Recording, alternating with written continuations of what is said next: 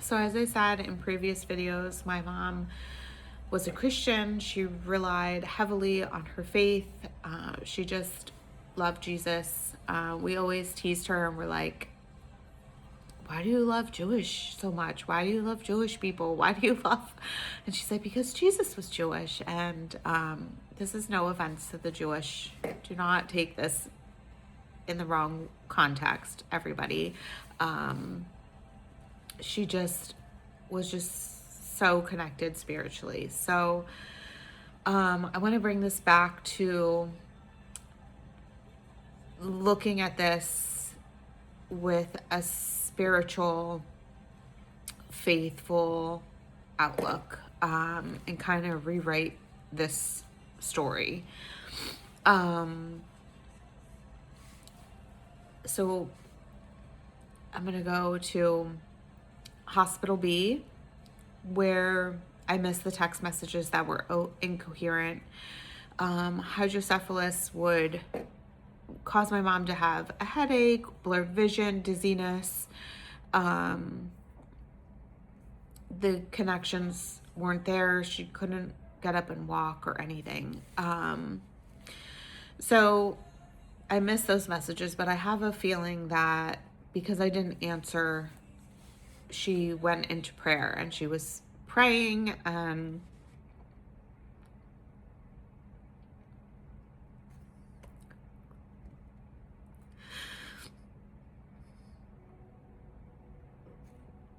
she was talking to Jesus, and Jesus came and said, come on, good and faithful servant, come with me. And she did. And she got up and she went with him. And she was okay. She was in that, I don't know how to say it, the floating, the hovering, the seeing things going on, the peace, the euphoria. And she didn't experience the pain, and I'm sure she was watching the situation from above, but she was okay. Now in Hospital C, in the trauma unit, ER, I was there. My 2 family members were there, and a cousin was there at the hospital. And after they left, my mom was in the hospital bed. She was not answering to her name. She was not coherent at all.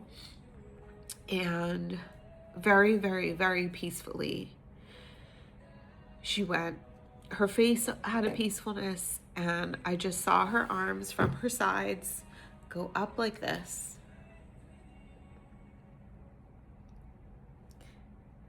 And they stayed there. And then they went down really slow. And I knew then, gosh, who was she hugging? She was embracing her parents.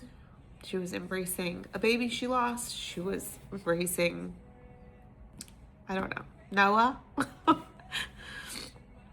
But she, I think, was at peace, and just from what they say, from all the documentaries, it's just this wonderful place.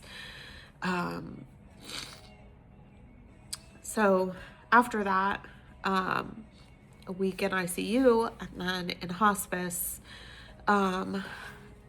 during her air hunger, which was very scary to watch your loved one go through that. It's equivalent to probably the worst horror movie you've ever seen. But she opened her eyes for the first time in a week, and in her eyes, it was almost like she was saying, like, I'm sorry, I have to go. Like, I don't want to leave you, but I have to go. This place is great. Heaven is amazing, and I'm sorry I have to leave you. And of course we said, we got it. We understood. But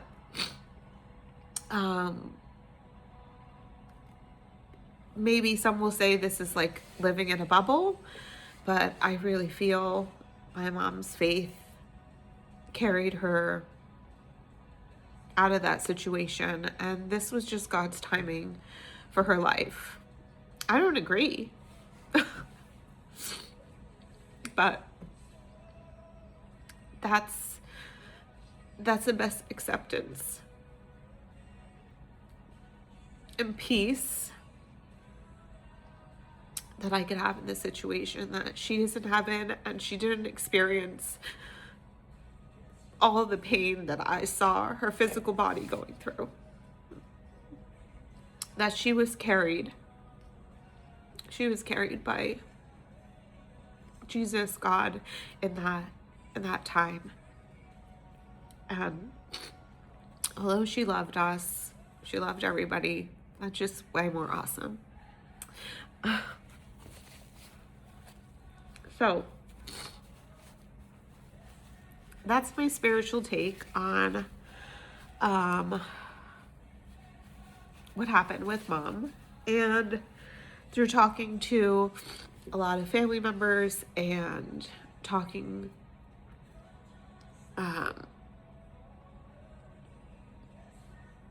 about her life and her history, and she really lived a legacy of sharing the word, and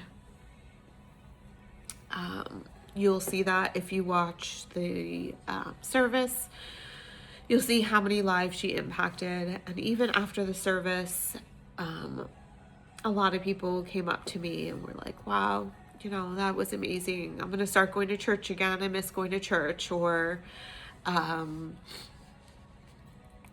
going to spend more time with my parents, or reach out to this person or that person. And, that's a wonderful part of my mom's legacy.